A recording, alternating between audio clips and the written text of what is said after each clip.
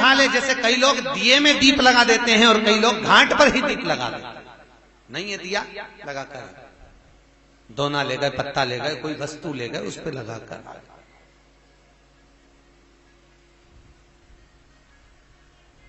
समर्पण। महाराज अब दीप दान का फल क्या है? घाट पर जो दिया लगाया जाता है वो ज्यादा पुण्य फल पर देने वाला है कि गंगा जी में जो छोड़ते हो वो ज्यादा फल देने वाला है? बोलो जम के बोलो बोलो। जो गंगा जी में छोड़ते हैं वो ज्यादा फल देता है। कौन सी पुराण में लिखा था कि गंगा में छोड़ो, यमुना में छोड़ो, सरयू में छोड़ो तो वो ज्यादा फल देगा? गंगा कौन? क्या बोलते हो? गंगा माँ। अब तुम्हारी माता जी यहां बैठी है, वो की छाती पे दिया धर दे, बोलो अच्छा लगेगा? बोलते जाओ, लगेगा? हरिद्वार ले जा, रोटी भी दे रहा है, रिजर्वेशन भी कराया, लेकर गंगा जी हरिद्वार भी गया, पंडित जी को देकर कम से कम 2-4 हजार रुपए तो खर्च करके ही आएगा। तो इससे तो जिंदा जी अम्मा को गंगा ले जाता तो दूसरी बार मरी हुई को ले जाने की जरूरत ही नहीं पड़ती। जीते जी ले जाता तो कोई उसको भी तृप्ति होती, मेरा बेटा मुझे जीते जी गंगा नहाने ले गया। और मरने के बाद ऐसी झोली में धोकर ले जाओ। होता है जब कोई मर जाता है तो शमशान से 2-4 जब उसको हरिद्वार कहां पे ले जाते हैं ना, इलाहाबाद वगैरह, तो वो छोटी छोटी हड्डियों के टुकड़े घर पे लाते हैं। फिर मां पर बहू उनको दूध से धोती है, रोती है। अच्छा पूछो क्यों रो रही? हमारी इतनी बड़ी अम्मा थी पर डोकरी मरी तो यहां धरी। अब हड्डी के टुकड़ों को प्रणाम कर रही है, उससे अच्छा जीते जी माता पिता के चरणों को प्रणाम कर लेती तो कितना आशीर्वाद मिल जाता। जीते जी ब्राह्मण को भोजन कराओ। यहां तो श्रीमद वल्लभाचार्य जी ने मायावाद का खंडन करा जगन्नाथपुरी में, इसलिए वहां पर एकादशी भी उल्टी लटकी। जगदीश में एकादशी कैसी लटकी है? उल्टी। क्योंकि जगन्नाथपुरी में मायावाद का खंडन श्रीमद वल्लभाचार्य जी ने करा, और मायावाद का खंडन कर कर कहा, पंडित लोग बोल रहे थे कि मरने के बाद एकादशी का दान करो, तो श्रीमद वल्लभाचार्य जी ने कहा जीते जी एकादशी का दान करो। क्यों? मरने के बाद गरुड़ पुराण में लिखा है 10 दिन तक जीवात्मा रहती है। कितने दिन?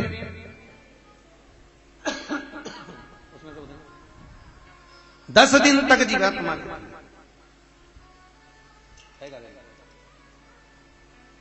और 10 दिन तक जीवात्मा निवास करती है, और 10 दिन के बाद जीवात्मा अपने धाम को चली जाती है। सही है क्या? आपको भी मालूम होगा 10 दिन का कर्म होता है। पंडित जी एकादशी का दान कब करवाते हैं? 12वें 13वें में, जो 12 दिन होते हैं तब कराते हैं। 10वें दिन अगर जीवात्मा चली गई तो तुमने जो एकादशी करी उसका पुण्य कब मिलेगा? बोलो जम के। तो श्रीमद वल्लभाचार्य जी ने लिखा, मायावाद का खंडन कर कर जल भेद ग्रंथ के अंदर, कौन सा ग्रंथ है? जल भेद। जल भेद ग्रंथ के अंदर श्रीमद महाप्रभु जी वर्णन कर रहे हैं, श्रीमद वल्लभाचार्य जी कर रहे हैं कि अगर एकादशी का दान करना है तो जीते जी करो। अपनी करी हुई एकादशी अगर कोई तड़प रहा है, मर रहा है, पलंग पर सड़ रहा है, प्राण छूटने वाले हैं, हॉस्पिटल देखने के लिए गए हो, अपनी करी हुई एकादशी में से 2 एकादशी उसके नाम से संकल्प देकर जल उसको पिला दीजिए। उसको एकादशी का पुण्य करना, सैया करना, जीते जी करना, ब्राह्मण को भोजन कराना, जीते जी कराओ। मरने के बाद की कोई गारंटी नहीं है कि कौन क्या करा रहा है और तुमको मिल रहा है कि नहीं मिल रहा है। क्या ऊपर से नीचे आकर बोलोगी कि हे लल्लू मेरे को तो भोजन ही नहीं मिला, एक बामण और जीमा, तो ये बोला नहीं जाएगा। करो, सत्कर्म करो, अपने जीते। मरने के बाद की कोई गारंटी नहीं। कभी चक्कर में मत पड़ो, कुछ प्राप्त नहीं होना, फालतू की बात है। मरने के बाद तो ये भी नहीं मालूम कि तुम कहां हो। हरिद्वार में एक पत्नी का पति मर गया, पत्नी बेटे को लेकर पहुंची हरिद्वार, पंडित जी ने पिंडदान कराया, भोजन बनाया, इधर भी पिंडदान चल रहा था, उनने भी भोजन बनवाया। पत्नी ने पत्तल रखी पति के लिए, उधर पड़ोसन ने पत्तल रखी सामने। एक कौवा उड़ते उड़ते आया, बच्चा बोला मां देखो पिताजी आ गया। कौवा उड़ता उड़ता आया, पड़ोसी की पत्तल में से खाकर चले गया। इतने में बच्चा बोला मां देखो तो सही, कौवा आया और पड़ोसी की पत्तल में से खा के चले गए, अपनी में से तो और वाली अच्छे से बोल। फिर अमृत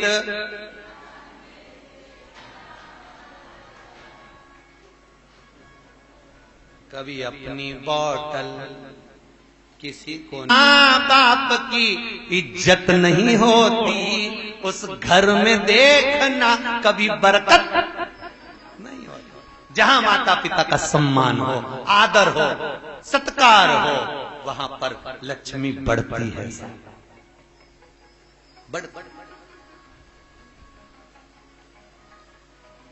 यहाँ कोई बायर वाले बैठे हैं, बायर वाले, इंदौर के बायर वाले कोई है? उनका लड़का पूना में है,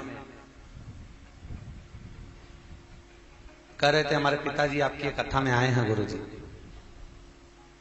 आज उनका जन्मदिन पे बधाई संदेश आया था।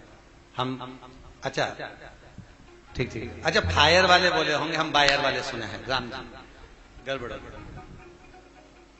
तो कह रहे थे गुरुजी पिताजी और माताजी कथा सुनने के लिए आए हुए हैं और हम यहीं पर YouTube फेसबुक पर आपकी कथा का आनंद ले रहे हैं। हमने कहा चलो बच्चों को कम से कम संस्कार तो ऐसे दिए हैं माता पिता ने कि बच्चों को इतना समय मिले कि वो कथा सुन रहे हैं। पापा मम्मी को भी भेज दिया, जाओ तुम तो कथा सुनो, सत्संग सुनो। नहीं तो आज के समय में तो और कह दे कहां जा रहे हो, कथा में, अभी तो गए थे।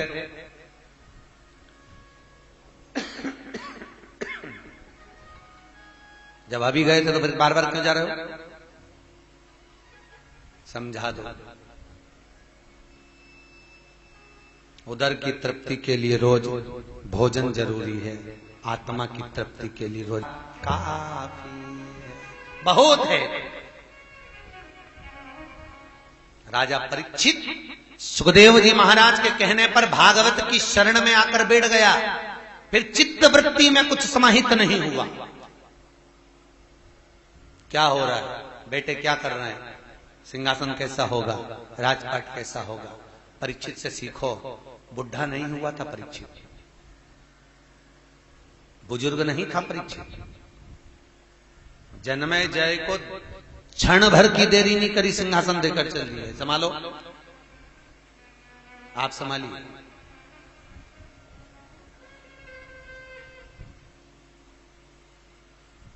महाराज अब यहां द्रौपदी के 5 पुत्र सो रहे हैं और अश्वत्थामा वो द्रौपदी के 5 पुत्रों को रात्रि के समय पर जाकर मार रहा है। ब्राह्मण का पुत्र है अश्वत्थामा, गुरु का पुत्र है अश्वत्थामा, ब्राह्मण होकर गलत कर्म कर, ब्राह्मण होकर गलत कर्म कर।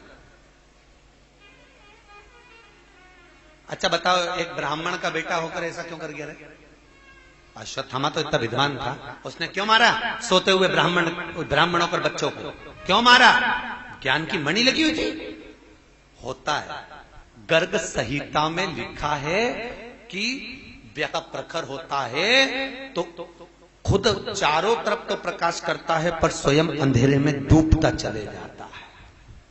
दिया जलते हुए देखा है? अरे बोलो तो, प्रकाश कहां है? पूरे कमरे में। अंधेरा कहां है? दिए के। ज्ञान की मणि का प्रकाश चारों तरफ फैलेगा पर सुता अंधेरे में डूबेगा। बहुत विद्वान व्यक्ति, बहुत विद्वान व्यक्ति कहीं अभिमान में इतना समाहित हो जाता है कि उसको सामने वाला अनभिज्ञ नजर आता है। की मणि उसकी भी अगर प्रखर हो गई अश्वत्थामा जैसी, तो उसको सामने वाला व्यक्ति अनभिज्ञ दिखेगा, उसको लगेगा इसको कुछ नहीं आता है। ये तो यूं ही हुई थी, उस मणि का प्रकाश देखकर अश्वत्थ बैठा था एक बार बाहर, विद्वान था, ब्राह्मण का बेटी डाल के बाहर बैठा हुआ था। इतनी देर में रात को एक उल्लू आ गया, उल्लू उड़ता हुआ आया और उड़ता उड़ता उल्लू पेड़ पर बैठा। पेड़ पर उल्लू ने देखा, उसे भी ज्ञान लिया। इतना विद्वान होकर मस्तक पर मणि लगी हुई थी, ज्ञानवर्धक मणि, और उस मणि के बल पर अश्वत्थामा उल्लू से ज्ञान लिया कि रात के समय उल्लू ने कौओं को मारा और पेड़ पर खुद बैठ गया। तो अश्वत्थामा ने भी रात को जाकर द्रौपदी के 5 पुत्रों का वध कर दिया कि ये दिन में नहीं मर रहा है तो कम से कम रात को तो मरेगा। ये उल्लू से सीखा। बहुत ध्यान रखना, अपनी जिंदगी में सत्संग करो, संकीर्तन करो, पर कहां बैठकर करो, किसकी शरणागति में करो, कहां बैठकर सत्संग का स्मरण करना है, यह हमारा शास्त्र बताता है। भागवत जी में यहां तक लिखा हुआ है कि कथा कहां बैठकर सुनना चाहिए, उसका भी नियम लिखा है। कथा कहां बैठकर सुने उसका भी नियम है। कई लोग कहते हैं आसन पर बैठकर सुनो, कोई कहता है इस पे बैठकर सुनो। यहाँ तो श्री गर्गाचार्य बाबा स्वयं गर्ग संहिता के अंदर लिखा है सत्संग कहाँ बैठकर करना, कथा कहाँ बैठकर सुनना। अगर पहचान वाले के पास में बैठकर सुनोगे, कोई भी बात अच्छी आई तुरंत बात में लग जाओगे, और दुश्मन के पास में बैठ के सुनोगे और जरा सी भी नींद का झोंका आया ऐसी देगी न धर के 7 दिन तक नहीं आएगा। इसीलिए मेरे ख्याल से पति पत्नी को साथ में बिठाते हैं,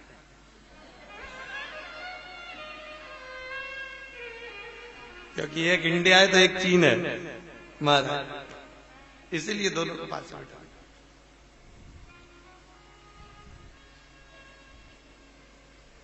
पर कभी कभी पतियों को देख के दया भी बहुत आती रही जी, ईमानदारी की बात बोल रहे, बहुत दया। तो लगा ये मेरी पत्नी आगे है, इसको काट खाएगा, और पत्नी को काट खाएगा तो रोटी कौन बनाएगा, टिफिन कौन बनाएगा, बच्चों को इस तैयार कौन। पत्नी पीछे खसक गई, कुत्ता और आगे आया, पति पत्नी दोनों पीछे हटे। अब तो पति को लगा ये कुत्ता काट खाएगा। इतने में जैसे ही कुत्ता लपका, पति ने पत्नी को गोदी में उठा लिया। गोदी में इसलिए उठाया कि मेरे पांव में काट लिया पर पत्नी को नहीं काटे। जैसे गोदी में उठाया कुत्ता भाग गया।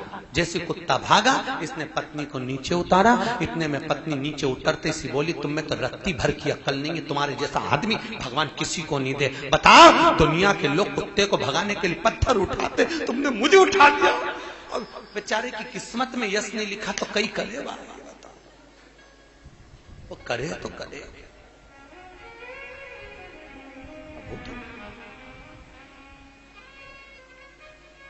कितना भी अच्छा होता है। उल्लू की चिदानंद प्रति लेकर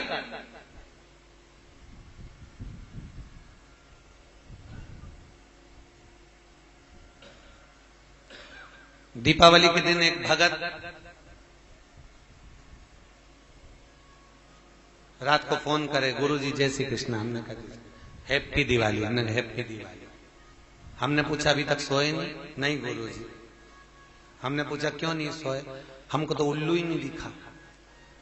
तो हमने कहा कहाँ लिखा है पुराण में कि दीपावली के दिन उल्लू देखो? नहीं महाराज जी, हमने उल्लू देख रहे हैं क्योंकि लक्ष्मी जी उल्लू पे बैठती है। तो हमने सोचा उल्लू एक बार दिख जाएगा तो हमारे घर में लक्ष्मी भर आ जाएगी। हमने कहा बिल्कुल अच्छे से देख ले, उल्लू लेके ही आएगी।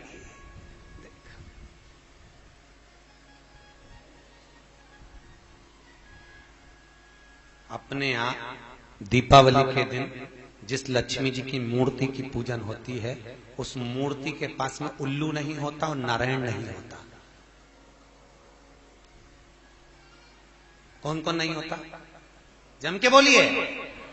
ना नारायण होंगे ना उल्लू होगा, केवल लक्ष्मी जी बैठी है।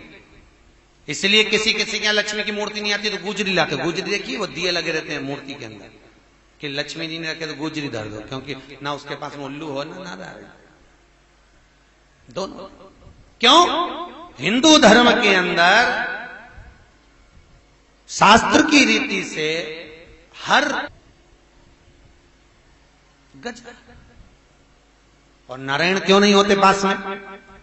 नारायण ना होने का कारण क्या है? क्यों? क्योंकि लक्ष्मी एक बार भगवान विष्णु से कह दी थी, महाराज सबसे प्रबल में, सबसे प्रखर में मुझसे आपकी सत्ता है। भगवान विष्णु को बुरा लग गया। नारायण बोले, लक्ष्मी तू अपने आप में इतनी प्रखर बनती है, तू तो खुद अपने आप में पूर्ण नहीं है। लक्ष्मी पूर्ण है क्या? नहीं। तू तो खुद अपने आप में पूर्ण नहीं है। इतने में लक्ष्मी जी ने नारायण से कहा, प्रभु तुम मुझे अपूर्ण कह रहे हो। भगवान कह रहे, लक्ष्मी हां मैं तुझको अपूर्ण कह रहा हूं, क्योंकि तू अपूर्ण है, तो पूर्ण नहीं। लक्ष्मी को क्रोध आ गया, आंख में आंसू भरकर रोती हुई सरस्वती के पास चली गई। सरस्वती ने पूछा, लक्ष्मी क्यों रो रही है, क्या हो गया? लक्ष्मी कहती है, मेरे पति मुझे अपूर्ण कहते हैं। पति तो पत्नी का मान करता है, सम्मान करता है, प्रतिष्ठा करता है, पर मुझे अपूर्ण कर रहा है मेरा पति मुझको। सरस्वती जी बोली, रो मत, चल पार्वती के पास चलते हैं। पार्वती के यहां पहुंचे। पार्वती में यहां बैठी थी, क्या बात है, क्यों रो रही हो? लक्ष्मी जी कहती हैं, मेरा पति मुझे अपूर्ण कर रहा है। सरस्वती ने कहा, इसका पति इसको अपूर्ण कर रहा है, कुछ करिए। इतने में पार्वती जी बोलती हैं, काय को चिंता करती है, ले मैं आज तुझे पूर्ण कर देती हूं। नारी जब अपूर्ण होती है, जब उसकी गोदी में संतान नहीं होती है, इसलिए मैं तुझे पूर्ण करती हूं। लक्ष्मी की यहां संतान नहीं थी, क्योंकि श्राप था भगवान विष्णु को ददीची ऋषि की धर्म पत्नी सुवार्च का, कि तुम्हारे यहां औलाद नहीं होगी, मैं तुझे पूर्ण कर। पार्वती जी ने गणेश जी को गोदी में उसे उठाया, लक्ष्मी की गोद में दे दिया। ले आज से मेरा यह पुत्र तेरा पुत्र होगा और तू पूर्ण लक्ष्मी कहलाएगी। इसलिए हिंदू धर्म में दीपावली के दिन बच्चे भी आपसे पूछते होंगे, पिताजी आप सरस्वती की पूजन करते हो, गणेश जी की पूजन करते हो, लक्ष्मी जी की पूजन करते हो, फिर लक्ष्मी जी के पति की पूजन भगवान विष्णु की क्यों नहीं करते? तो उसका केवल एक कारण है, अगर नारायण के साथ में लक्ष्मी का पूजन होगा तो वो अपूर्ण लक्ष्मी कहलाएगी, और गणेश जी के साथ अगर लक्ष्मी का पूजन होगा तो वो पूर्ण लक्ष्मी कहलाएगी। महाराज पूर्ण लक्ष्मी। और हर व्यक्ति अपने घर में पूर्ण लक्ष्मी चाहता है, इसलिए दीपावली के दिन नारायण के साथ नहीं, गणेश के साथ लक्ष्मी को पूजा जाता है। पूर्ण लक्ष्मी, ये पूर्ण बने, पूर्णता। भगवान गणेश जी महाराज, सरस्वती का पूजन इसलिए होता है क्योंकि सरस्वती लक्ष्मी को पार्वती क्या लेकर गई, बुद्धि के लिए उसका पूजन। तो हमारे यहाँ जो पाना मिलता है, देखा तो फोटो जो मिलता है दीपावली पे, वो फोटो में लक्ष्मी और कौन कौन होता है, गणेश और तीनों। बिना गणेश के लक्ष्मी का पूजन पूर्णता में हो। अब द्रौपदी के 5 पुत्र सो रहे थे, अश्वत्थामा ने मार दिया, प्राण छूट गए। द्रौपदी रोती, पुकार पड़ी, भगवान के आवाज लगाई। भगवान उठकर भीम और अर्जुन से बोले, तुम जाओ जरा देखो द्रौपदी क्यों रो रही है। जाइए। पूछा क्यों रो रही? मेरे पुत्रों का वध कर दिया। अश्वत्थामा ने सोते हुए पुत्र को मारा। द्रौपदी को पुत्र मर गए उसका गम नहीं है, द्रौपदी को गम इस बात का है। देखो पांडव के पुत्र मरे थे तो 2 बहुत रोए थे, एक दुर्योधन बहुत रोया था, एक द्रौपदी बहुत रोई थी। तो दुर्योधन से पूछा अश्वत्थामा ने, पांडवों के पुत्र मर गए तू क्या? मुझे नहीं मालूम था कि वो पांडव के पुत्र सो रहे हैं, मैं तो समझा कि पांडव सो रहे हैं, तो तुमने पुत्रों को क्यों मारा? तो अश्वत्थामा कहते, क्या हुआ, बाप नहीं मरा बेटा तो मर गया, तुम्हें तो प्रसन्न होना चाहिए, फिर रो क्यों रहे हो? दुर्योधन कहता रोने का केवल एक कारण है, हम भी मर जाएंगे, हमारे ये पांडव भी मर जाएंगे। कम से कम इन पांडवों के पुत्र जीवित रहते तो तर्पण और तिलांजलि तो कर देते, उतने में ही हम तर जाते। पर अब वो भी मर गए तो तर्पण तिलांजलि कौन करेगा? देखो ऐसा नहीं है, दुर्योधन समझदार तो था, बस थोड़ी संगत बुरी थी उसकी। समझदार तो था, अगर सही मायने में बताए ना, अगर गांधारी अगर दुर्योधन को संभाल लेती ना और गांधारी कह देती दुर्योधन ये गलत है तो मान जाता। सबसे बड़ा बच्चों को नष्ट करने में, परिवार को नष्ट करने में सबसे बड़ा हाथ होता है घर के माता का।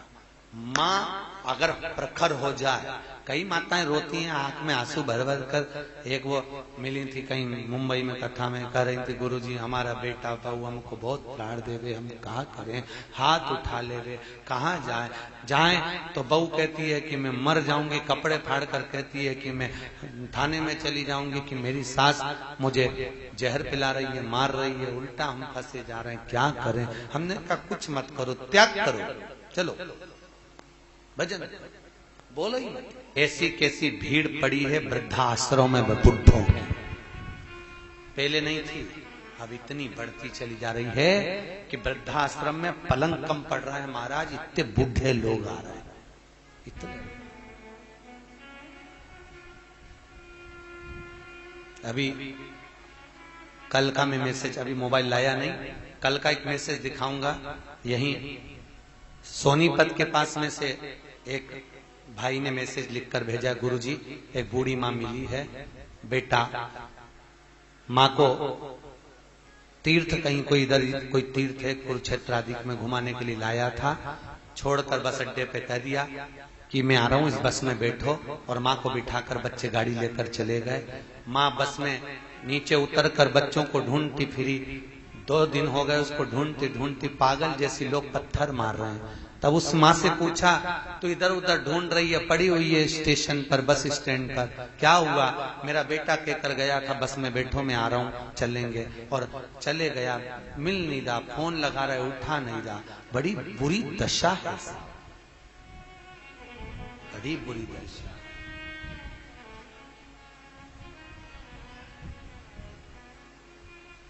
लोग हमसे कहते हैं महाराज आप कहते हो कि वृद्धाश्रम भारत की भूमि पर कलंक है, क्योंकि माता पिता की लोग सेवा नहीं कर पा रहे, कलंक ही माना जाए। और आप खुद वृद्धाश्रम बना रहे हो, बस केवल बनाने का एक ही कारण है कि इनका गति क्या होगी, इनकी अवस्था क्या है। कम से कम मंदिर में भजन करेंगे, 2 रोटी खाएंगे, भगवत नाम तो जपेंगे। अवस्था बहुत कठिन है महाराज। फिर कहूंगा संत बनना सरल, साधु बनना सरल, पर गृहस्थी बनना कठिन है महाराज। पूरा जिंदगी नोच नोच कर दे दिया जाता है और आखिरी में भी कोई सुख का अनुभव नहीं होता। बहुत किस्मत वाले हो आप सब, बहुत किस्मत वाले हो। सुखदेव जी महाराज से विनती करना आप जैसी किस्मत सबको दे। आपके बहू बेटा बहुत अच्छे हैं, इसलिए आप कथा में बैठे हो, सब सत्संग सुन रहे, बहुत किस्मत वाले, भगवान अच्छे, बहुत भाग्य। सत्संग में रुचि तो बढ़। और फिर निवेदन है माताओं भाइयों, बुढ़ापा शरीर जब होता चले जाए, मुख को मौन करना प्रारंभ कर लो, चुप रहो। बोलोगे नहीं सुनेंगे तो दुख तुमको होगा। तो क्या किसको रोइए चादर तान के सोइए, अपने को नहीं बोल। बहुत मस्त, बहुत मस्त। और तीर्थ में कथा में आए हो ना, बहुत प्रसन्न रहना, जिंदगी का सारा सुख आपको मिल गया, ऐसे आनंद में रहना, मुख उतार कर नहीं। दुख भी होगा ना तो प्रसन्न रहना। सुखदेव जी महाराज भी कहेंगे मेरे घाट पर आकर इतनी खुश है घर में जाती है इतनी दुखी रहती है, जा आज से तो खुश ही रहना, भगवान भी प्रसन्न कर कर भेज देगा आपको, दुखी ना हो। दुख का अनुभव ना हो आप। लोग हमसे कहते महाराज जी 2100 रुपए, वन मेंबर 2100 रुपए लिया, 100-125 लोग आप आए, कितने रुपए लिया है? 2100 रुपए। 2100 में आपका ठहरना, खाना, चाय, नाश्ता, भोजन, आनंद, ये सब आपका 2100 में। मेरे को कल वो बोल रहे थे, यहां पर कथा हुई अभी कुछ दिन पहले, एक एक पोथी का 21-21 हजार था। अभी एक महाराज कथा करके गए और उसमें वन मेंबर 4, और लोग तो भी भूख से बलबला रहे थे, खाना तक नहीं मिल पा रहा था। तो 2100 में पूर्ति कैसे होती होगी कि 2100 में लोग यूं थूक कर छोड़ जाते हैं, 2100 में 7 दिन रहना देते हो तो वो 21,000 के बराबर हो जाता है। कराने वाला ठाकुर जी बैठा है, सब कराता है। आप जो देते हो दान सहयोग जो मिलता है, आप लोगों की पूर्ति में आपकी पूर्ति हो जाती है। करना क्या है? हमको कौन सा जोड़ के मरना है? हम खुद कहते हैं पूत सपूत तो की धन संचय, पूत कपूत तो की धन संचय। बेटा सपूत होगा खुद जोड़ेगा, और बेटा कपूत होगा कितना भी जोड़ कर जाना, सब कहीं डब्बे में शेयर मार्केट में चूना लगा देगा, कहीं इसके लिए छोड़ रहे। अगर आपने कुछ दिया है तो आपको समर्पित कर कर जाएंगे, क्योंकि हमको ले जाकर यहां से बोझा ढोकर थोड़ी ना जाना। यहां से अगली कथा राम कथा मां कथा करेंगे, फिर आगे बेंगलोर निकल जाएंगे। कथाएं निरंतर करना क्या है? अपन बात कर रहे थे कि कई लोगों का व्रत है, उस दिन एकादशी पड़ गई थी शायद, एकादशी का व्रत चल रहा था, तो एकादशी है और ऐसा है और वैसा है, तो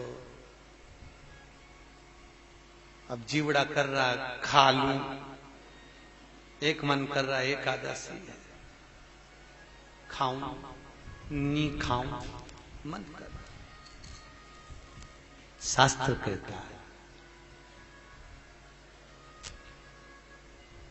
भगवान खुद कहते हैं, खूब चरो पर एकादशी करो, मुख उतार कर नहीं, खूब। हम तो आप लोगों से भी कहते हैं, आधा किलो चिप्स तल के रख लो, मूंगफली का दाना, चक्की सब बना के रखो, फ्रिज के कूलर पे, वॉशिंग मशीन पे, जहां से निकलो वहीं चलो, एकादशी करो, खूब खाओ, भूखे रहकर नहीं। और यहां भी निवेदन है, नाश्ता भी करना तो ऐसे मत करना कि कोई कमी हो, तुम तो खूब डट के निपटाओ। कितना खाओ? उतना जितना पचा सकते हो, और कमाओ उतना जितना भोग कर सकते हो। ज्यादा खाओगे अपाच्य हो जाएगा, परेशानी तुम्हारी बढ़ जाएगी, और ज्यादा कमाओगे लोगों की दृष्टि में आ जाएगा तो इनकम टैक्स वाला घर पहुंच जाएगा। तो हम तो कई पैसे वालों के यहाँ जाते ना कथा करने के लिए, तो हम यही देखते हैं कि बेचारे कमा किसके लिए रहे। बहुत पैसे वाले व्यक्ति इतना कमाते, इतना कमा व्यक्ति इसीलिए कमा रहा है क्योंकि इनको देना है, खुद के लिए नहीं कमा रहा, इनके लिए कमा रहा। कमाएगा इनको देता जाएगा, तो इससे तो भैया कम कमाओ, पति पूछ। मां प्रेम परोसती है, और आज के समय में नारी भोजन पति कर रहा है, तब समस्या परोसती है। बच्चे वहां गए थे, ऐसा हो गया, भाई 2 रोटी खा ले मेरी लीला भाई, 2 रोटी। वो प्रेम से खा लेगा, उसको सुकून का अनुभव होगा। महाराज पोथी पढ़ पढ़ जग मुहा पंडित भयो न कोई, प्रेम आखर प्रेम को पढ़े सो पंडित। हम प्रेम की भाषा को समझे, माता पिता के अनुमोदन को समझे।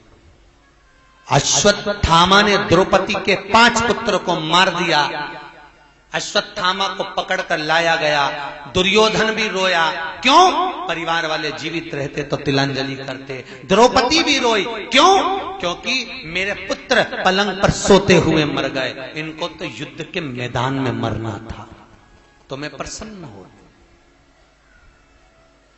राम कथा में लिखा है, दशरथ जी के मरने पर भरत जी खूब रोए। गुरु बाबा ने कहा किसके लिए रो रहे हो? तुम्हारे पिता चले गए उसके लिए?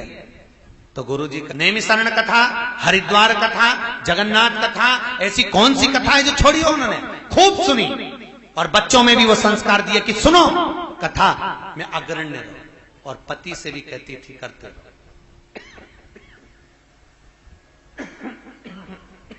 भजन करो, सत्संग करो।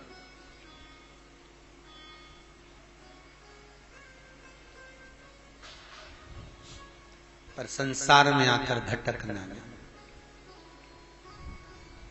कहे ना, हम तेरी दुनिया में आकर खो गए,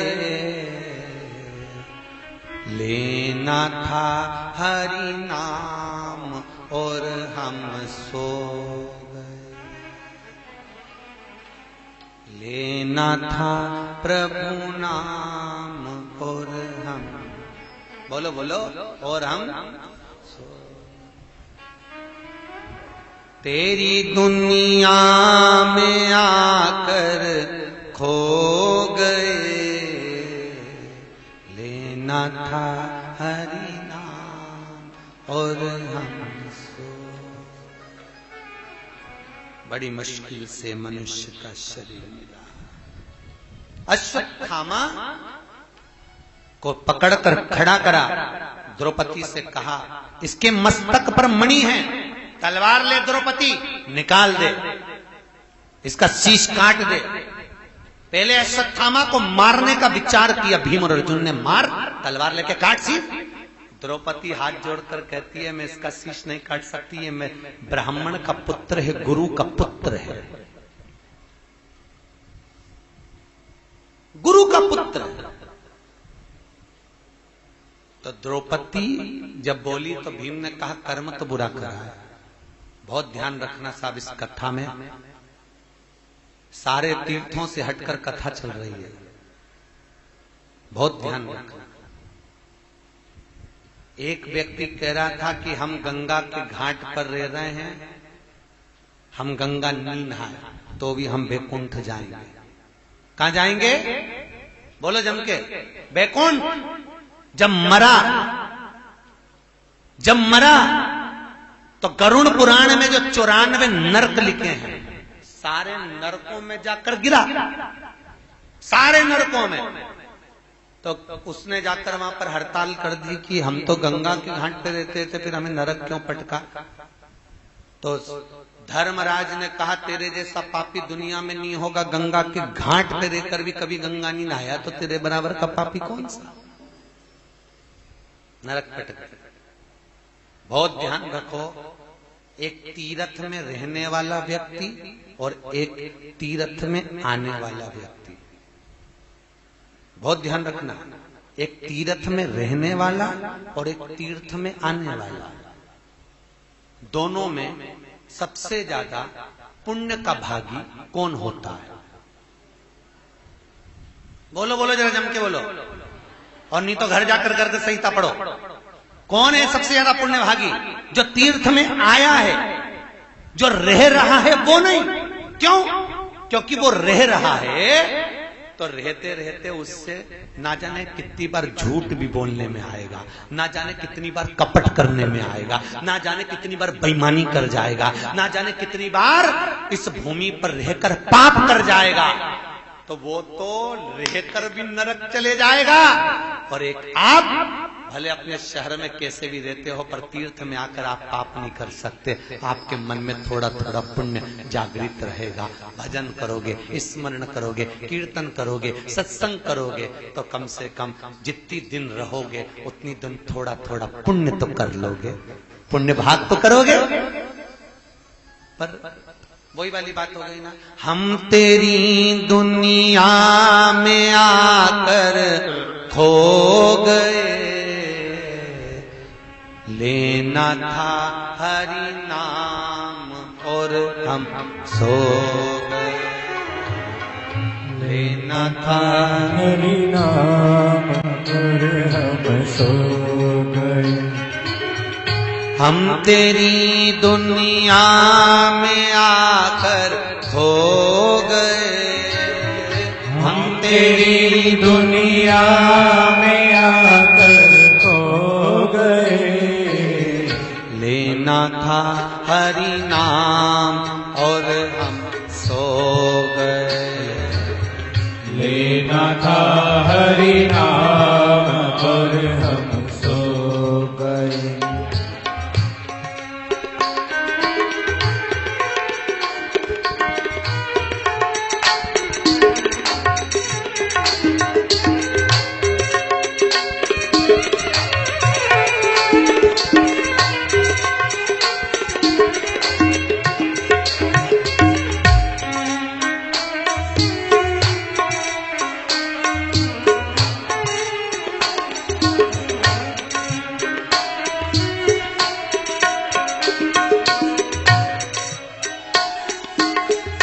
माना था हरि नाम ही है सार बस। माना था हरि नाम ही है सार बस। माना था हरि नाम ही है सार बस। माना था हरि नाम ही है सार बस। नाम के बिन जिंदगी हम खो गए। नाम के बिन जिंदगी हम खो गए। हम तेरी दुनिया में आकर खो गए। हम तेरी दुनिया में आकर खो गए। लेना था हरि नाम और हम सो गए। लेना था हरि नाम और हम सो गए। लेना था हरि नाम और हम सो गए। लेना था हरि नाम और हम सो गए। मनुष्य शरीर पाकर भी हम सुख का अनुभव करें। द्रौपदी ने कहा इसका सिर नहीं काटना, ब्राह्मण का पुत्र है। क्या करा जाए? मस्तक पे से मणि निकाल ली जाए। महाराज मणि निकालो, सिर की मणि। बस यही ज्ञान वर्धक मणि जो मनुष्य के मस्तक पर होती है, जिससे वो हर व्यक्ति को नीचा दिखाना चाहता है, उस मणि को परमात्मा निकाल लेता है। अभिमान, अहंकार, अहंकार में तीन गए, धन, वैभव और वंश। ना मानो तो देख लो रावण, कौरव और कंस, तीनों चले गए। धन भी गया, वैभव भी गया, वंश भी गया, रावण भी गया, कौरव भी गया और कंस भी गया।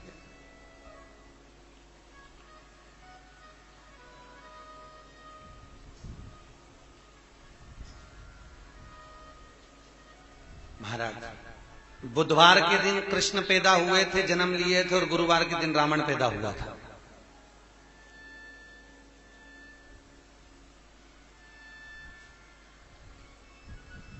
एक ही दिन है, एक बुधवार को जन्मा था, एक गुरुवार, एक अष्टमी को, एक त्रयोदशी।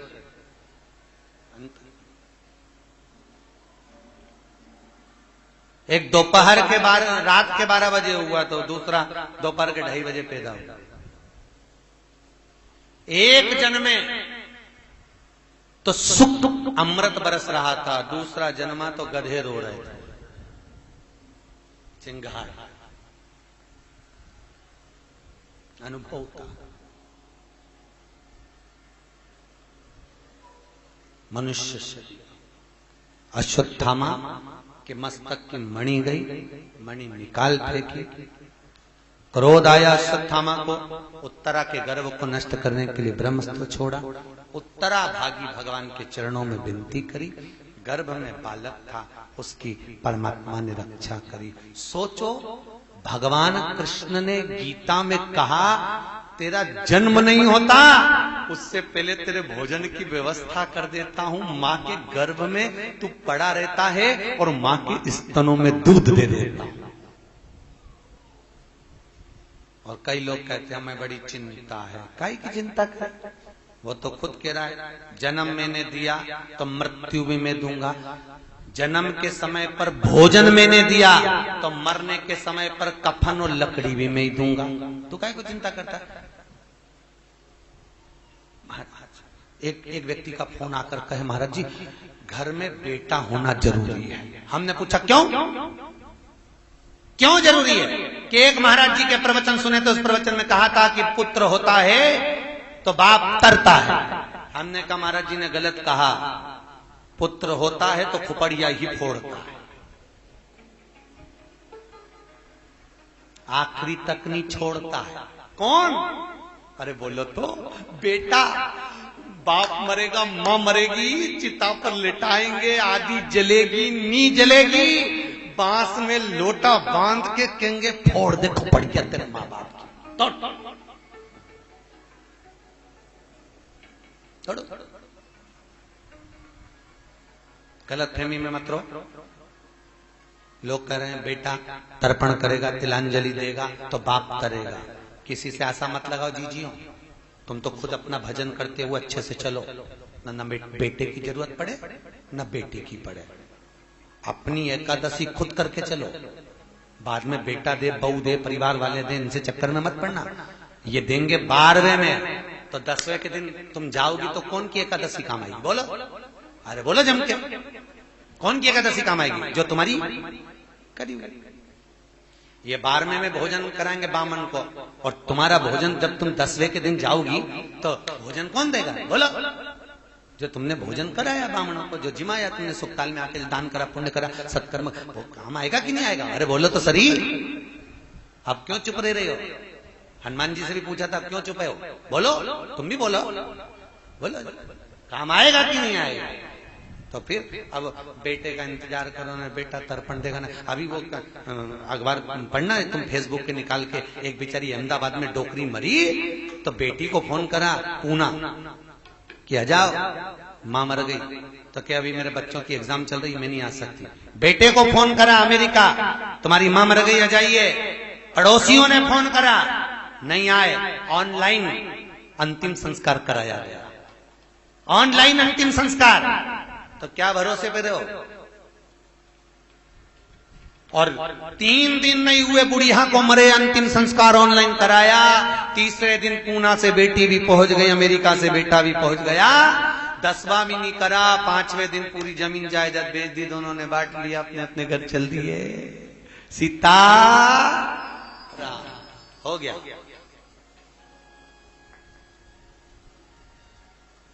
किसका बात? इसलिए फिर निवेदन है, ना राम नाम लीनो तूने भरी जवानी में, तू डूब के मर जा रे चुल्लू भर पानी में। मनुष्य शरीर है, मानव देह, बिंदु किसका?